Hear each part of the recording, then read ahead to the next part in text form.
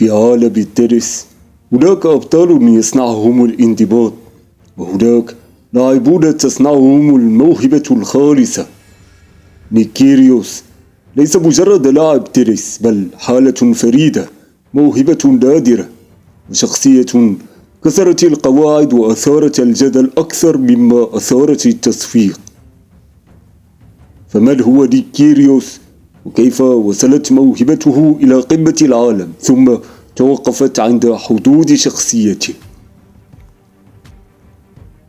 هو نيكولاس حلمي كيريوس، ولد في 27 من أبريل سنة 1995 في العاصمة الأسترالية كامبيرا. ينحدر من عائلة متعددة الثقافات، أب يوناني وأم ماليزية، وهو من عكس لاحقا على شخصيته المختلفة داخل الملاعب. في طفولته لم يكن التنس خياره الأول. كيريوس كان شغوفا بكرة السلة، ولم يتعامل مع التنس بجدية في بداياته، بل اعتبره مجرد لعبة جانبية. أما الموهبة ظهرت مبكرا. في عام 2013 فاز العالم بتتويجه ببطولة ويمبلدون للناشئين بعد فوزه على عدد من أبرز المواهب الصاعدة. كانت تلك اللحظة هي الإعلان الرسمي عن ميلاد لاعب مختلف. على مستوى بطولات ATP ماسترز ل1000 نقطة لم يحقق الكثير. تتويج في الزوجي ببطولة إنديان ويلز، غير أنه دائما ما كان منافسا شرسا لأبطال اللعبة، وحقق عليهم انتصارات مدوية.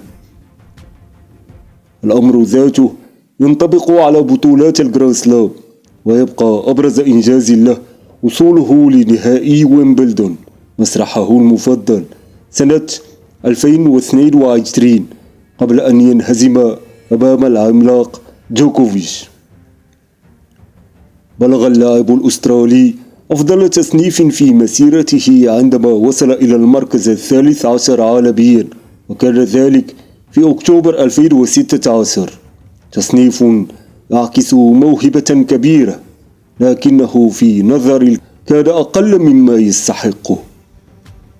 يتميز أسلوبه وخصاله بإرسال من بين الأقوى في جيله، ضربات فورهاند جد قوية ومن الأقوى في التاريخ، ضربات خادعة، لمسات فنية، جرأة تكتيكية غير متوقعة، حب الاستعراض وكسر الرتابة، ما يجعل مبارياته في غالبها ممتعة وفنية وأحيانا فكاهية.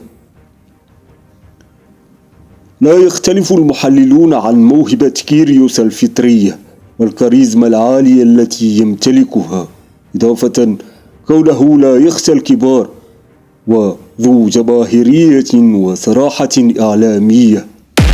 لكن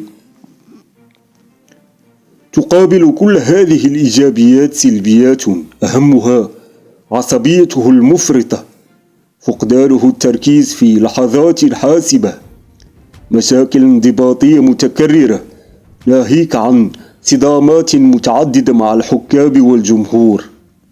هذه السلبيات هي التي لم تخول لكيريوس التموقع مع النخبة والفوز بالألقاب مع كامل الأسف. نيك كيريوس قصة لاعب لم يكن عاديا، موهبة كان يمكنها أن تحصد ألقاب الجراند سلام، لكنها اصطدمت بعقل متمرد وقلب لا يحب القيود. ويبقى السؤال مفتوحا: هل خذل كيريوس التنس، أم أن التنس لم يستوعب كيريوس؟ That answer, Lee. No, you don't. But you don't forget Novak Djokovic. Who? Novak Djokovic. Who's that? He's the Serbian tennis player. Oh, yeah, I think I know him. Yeah, I think I know him.